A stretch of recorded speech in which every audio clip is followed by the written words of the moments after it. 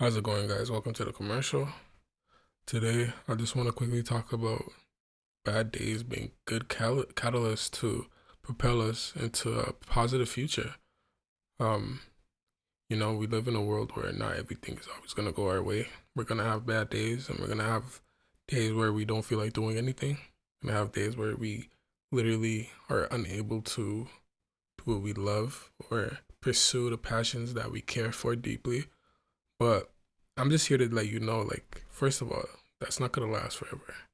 You have to understand the seasons that we live in. Like, we live our lives in seasons, and sometimes we're gonna have those days. And it's about just getting through it. Because if you could get through it like you have been for years, or however long you've been going through what you're going through, you'll see on the other side of the darkness that you face is sunshine, you know? As humans, as physical beings, our race tends to plummet really far down into like these states of just complete disarray, on an individual scale and on the grand scale. You see that with the masses. We're currently fighting wars, where there's so many things to worry about and there's just so much to deal with on a mass scale as a collective. But even on an individual scale, there are people who go through these dark days and then transition into a more positive phase in their life. But what I'm trying to say is that like humans are no strangers to like falling, and then rising back up. You know what I mean? Like, there's a lot of things that we have to deal with on a daily basis, being so aware of ourselves. We're not animals. We're not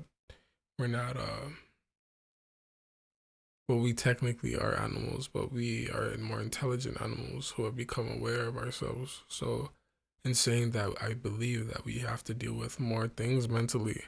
You know what I mean? The anxiety, the depression, all these mental ailments that we have to go through because of the fact that we are so intelligent.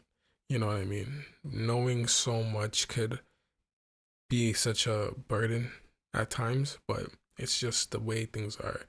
And it's a great thing. It's not a bad thing in any way. But sometimes it can be overwhelming. Sometimes we have days where we just are unable to get out of bed. We are unable to even eat food.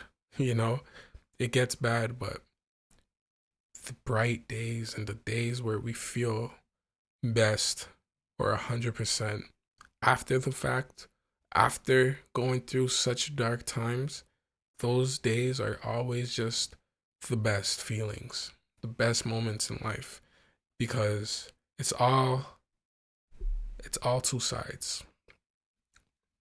You can't have great bright days without experiencing darkness of life.